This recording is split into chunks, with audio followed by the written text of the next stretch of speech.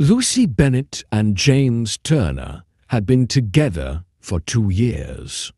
It all started on a rainy afternoon when they bumped into each other at a cozy little coffee shop on the corner of their street. Lucy, with her messy curls and oversized glasses, had been rushing to get inside when she accidentally knocked over James's coffee. James, tall and unassuming with a warm smile, had been reading a book, and in an instant their lives changed. "Oh my God, I am so sorry," Lucy had said, her hands frantically trying to clean up the spilled coffee. James had laughed, his voice soft and understanding. "No worries at all. I'm used to it," he had said, offering her a napkin. His calm demeanor immediately put her at ease. They started talking, and the conversation flowed naturally. They quickly discovered that they shared similar interests: books, music, and a love for long walks in the park. Over the next few weeks, their casual conversations turned into something more, and before long, they were meeting for coffee every day after work. James was kind, thoughtful, and endlessly patient with Lucy. She loved how he always took the time to listen to her thoughts, no matter how small or insignificant they seemed. Lucy, in turn, admired his creativity and how he could make even the simplest things feel magical. When James asked Lucy to be his girlfriend, it felt like the most natural thing in the world. Their connection was undeniable, and they seemed to be perfect for each other. Their love grew quickly and easily. They moved in together after 6 months of dating, and their apartment became their little haven. Lucy would spend her days writing and creating stories, while James worked as a graphic designer. Their evenings were filled with laughter, cuddles on the couch, and the occasional dinner out. James would bring her flowers, and Lucy would surprise him with his favorite snacks. But as with any relationship, life has its ups and downs. Despite the joy they shared, the cracks began to show slowly. As the months passed, James's work started to consume more of his time. He began staying late at the office more often, sometimes coming home only to shower and sleep before heading back out the next day. Lucy, on the other hand, had more free time. As a writer, she worked from home and could set her hours. She didn't mind being alone during the day, but over time, the loneliness began to creep in. She tried to fill the emptiness with her writing, but it wasn't the same without James there to share her thoughts with. When they did have time together, it often felt like he wasn't fully present. He would check his phone constantly, replying to work emails or texting friends. Lucy could feel his mind was somewhere else, and it hurt her. One evening, after a quiet dinner that lacked the usual warmth, Lucy decided to bring it up. She had been patient and understanding, but now she needed to know if something was wrong. "James, can we talk?" she asked gently. James looked up from his phone, surprised. "Yeah, of course. What's on your mind?" Lucy hesitated, unsure how to start. I feel like you're slipping away from me. You're always so busy, and when we're together, it's like you're not here. Is everything okay?" James was taken aback, clearly not expecting such a direct question. "Lucy, I didn't realize you felt that way. Work's just been a lot lately. I didn't mean to make you feel ignored." Lucy nodded, her heart aching. "I understand you're busy, but I miss us. I miss the way things used to be." James looked at her with a faint smile. "I'll try to be better, I promise. I don't want you to feel like this." Lucy wanted to believe him.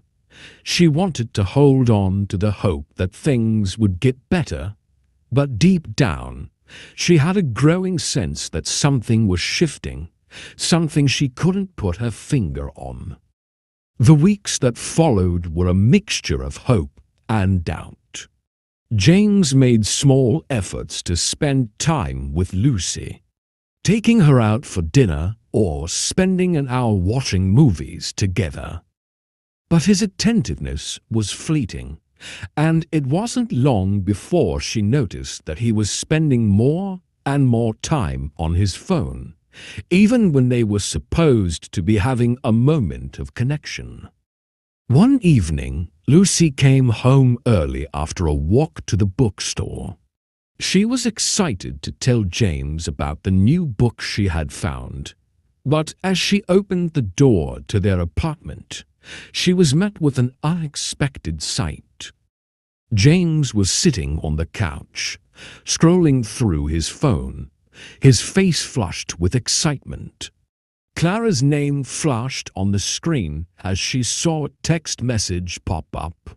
Clara, James's colleague. Lucy's heart skipped a beat, her mind racing with questions. She had heard about Clara before. She had heard James talk about her many times, the long hours they worked together on a project, the lunch breaks they shared, the endless brainstorming sessions. Lucy never thought much of it at first. After all, James was just doing his job. But now, seeing Clara's name appear on his screen in such a casual and familiar way, something in Lucy shifted. She couldn't explain it, but she felt a cold wave of doubt washing over her. Lucy decided to ignore it for the moment. She didn't want to jump to conclusions, but she couldn't help but feel suspicious. Over the next few days, she tried to convince herself that she was being paranoid. Maybe it was nothing, but the messages between James and Clara grew more frequent. There were late-night texts, laughing emojis, and a few messages that seemed to be just a little too intimate. One evening, while James was taking a shower, Lucy's curiosity got the better of her. She picked up his phone and started scrolling through the messages. Her heart sank as she read them. The messages were innocent at first, just friendly conversation. But then, there was one that made her blood run cold. Clara had written, "I miss you so much. I can't wait to see you tonight. It feels like it's been forever." Lucy's hands shook as she put the phone down. She felt dizzy. It was as if the ground beneath her had disappeared. The trust she had in James was shattered in an instant. It wasn't just a small mistake or an innocent friendship. This was something more. Lucy still couldn't believe James was cheating on her. That night, Lucy could barely sleep. Her mind raced with 100 different thoughts. How could James do this to her? How long had it been going on? And what had happened to the man she once trusted so completely? The next evening, when James walked in, Lucy was sitting on the couch, waiting. Her heart was heavy, but she knew she couldn't stay silent anymore. "James, we need to talk," she said quietly. James froze, sensing the seriousness in her voice. "What's wrong?" Lucy took a deep breath, gathering her courage. "I know about you and Clara. I saw the messages." James looked like he had been struck by a blow. His face turned pale, and he opened his mouth to speak, but no words came out. His expression was a mixture of guilt and panic. Lucy, I didn't mean for this to happen," James stammered. "I was confused, and I didn't know how to handle it." "How long has this been going on?" Lucy asked, her voice trembling. James's shoulders slumped, and he avoided her gaze. "A few months, but I swear, I never meant to hurt you. I was stupid. I made a mistake." Lucy's eyes filled with tears. "A mistake?" "James, this isn't just a mistake. You've betrayed me. You've been lying to me." "I'm so sorry, Lucy. I never wanted to hurt you," James said, his voice breaking. Lucy stood up, her heart aching. "I don't know if I can ever forgive you for this. You've broken my trust, and that's something I don't know how to fix." For a moment, there was silence. James reached out to her, but Lucy stepped back. I think it's over," Lucy whispered. James's face crumpled with sorrow. "Please, don't say that. I love you. I'll do anything to make it right." Lucy shook her head, tears streaming down her face. "I need time, James. I need to figure out what's best for me." The days that followed were a blur. Lucy felt like she was living in a fog. She couldn't stop crying, couldn't stop questioning everything that had happened. How could someone she loved so deeply betray her? It felt like a nightmare that she couldn't wake up from. James continued to call and text, begging for forgiveness. He promised he would cut ties with Clara, that he would do whatever it took to win her back. But Lucy didn't know if she could ever trust him again. The man she thought she knew seemed like a stranger, and the pain he had caused ran too deep. Lucy spent her days writing, pouring her emotions into her stories. It was the only thing that brought her any peace. Her friends rallied around her, offering support and comfort. They told her to take her time and that she didn't have to make any decisions right away. But deep down, Lucy knew what she had to do. She couldn't keep waiting for James to change. She couldn't keep living in a relationship built on lies. One evening, Lucy sat down with James for the last time. "James, I've thought about this a lot, and I don't think I can stay. I can't keep living like this, always wondering if you're going to betray me again." James looked at her, his eyes filled with tears. "Lucy, please don't leave me. I love you." "I love you too," she whispered, "but I can't keep hurting myself for someone who doesn't respect me. I don't want to live in such a double relationship. I was living with you sincerely, and I wanted the same from you, but you did not live up to my expectations. So I have to let go." And with that, Lucy ended their relationship. It wasn't easy, and her heart ached with every word, but she knew it was the right decision. She needed to heal, and she couldn't do that while holding on to someone who had broken her trust. In the months that followed, Lucy began to rebuild her life. She threw herself into her writing, started meeting with friends more often, and began to rediscover who she was outside of the relationship. She still missed James, but slowly the pain began to fade. She learned to love herself again and to value her worth. Eventually, she finished her novel, something she had always dreamed of doing.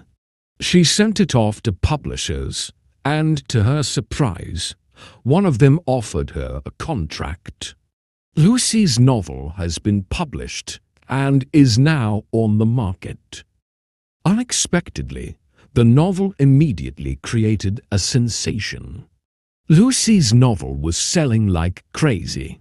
After some weeks, she got a new identity. After ending with Lucy's things with James, her life began to take on a new direction. But the shadows of the past lingered, especially as she gained success with her book. She was finding new meaning in her writing, but the hurt of her past relationship still haunted her. One evening, as Lucy sat in a quiet cafe, she received an unexpected phone call. It was from James. He had sent a final message just a few days earlier, apologizing for his mistakes.